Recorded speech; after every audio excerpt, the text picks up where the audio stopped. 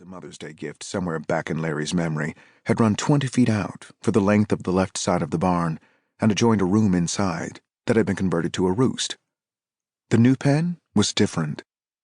Larry had always felt bad that the hens lived their lives in the same tiny patch, dirt and dry weather and mud and wet, especially when the field surrounding his house, almost 5 acres, did nothing but grow weeds and lure bugs, and what a shame the chickens couldn't feast. He tried letting a couple run free, experiments, hoping they'd stay close and use the barn to roost, but the first hen made for the far woods and got under the fence and was never seen again. The next, a quick victim of a bobcat. He pondered it and finally constructed a scheme.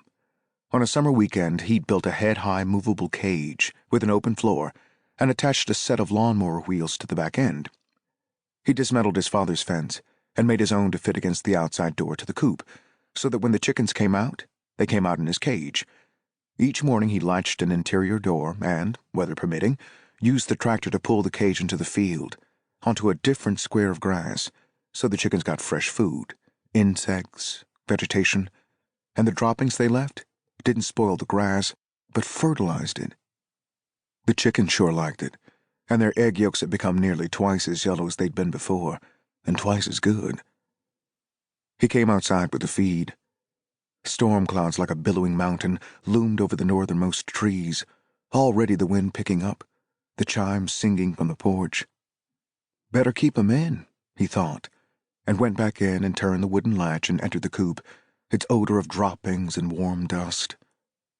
He shut the door behind him, feathers settling around his shoes. Today 4 of the wary brown hens sat in their plywood boxes, deep in pine straw. "Good morning, ladies," he said, and turned on the faucet over the old tire, cut down the center like a donut sliced in half, and as it filled with water, he ducked through the door into the cage with the non-setting hens following, like something caught in his wake, the tractor idling outside the wire.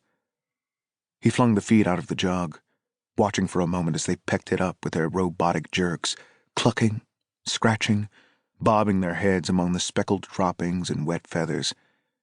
He ducked back into the coop and shooed the setting hens off and collected the brown eggs, flecked with feces, and set them in a bucket. "Have a good day, ladies," he said, on his way out, turning the spigot off, latching the door, hanging the jug on its nail. "We'll try to go out tomorrow."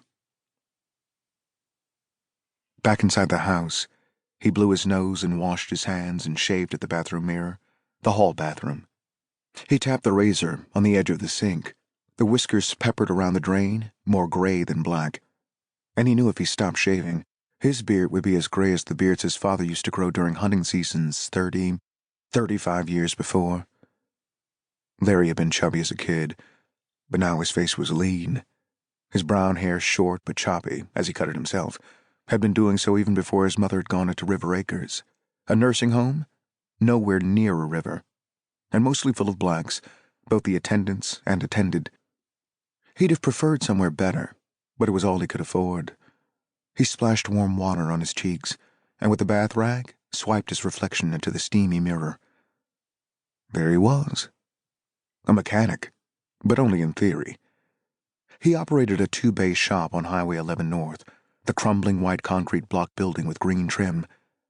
He drove his father's red Ford pickup, an early 1970s model with a bored bedliner, a truck over 30 years old with only 56,000 miles and its original 6-cylinder, and, except for a few windshields and headlights, most of its factory parts.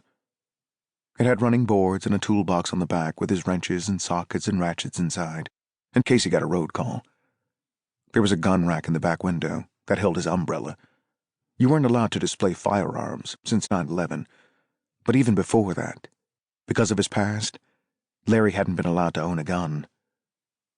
In his bedroom, piled with paperbacks, he put on his uniform cap, then donned the green khaki pants and a matching cotton shirt with Larry in an oval on his pocket, short sleeve this time of year.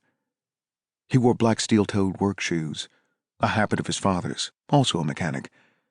He fried half a pound of bacon and scrambled the morning's eggs in the grease, and opened a Coke and ate, watching the news. The Rutherford girls still missing.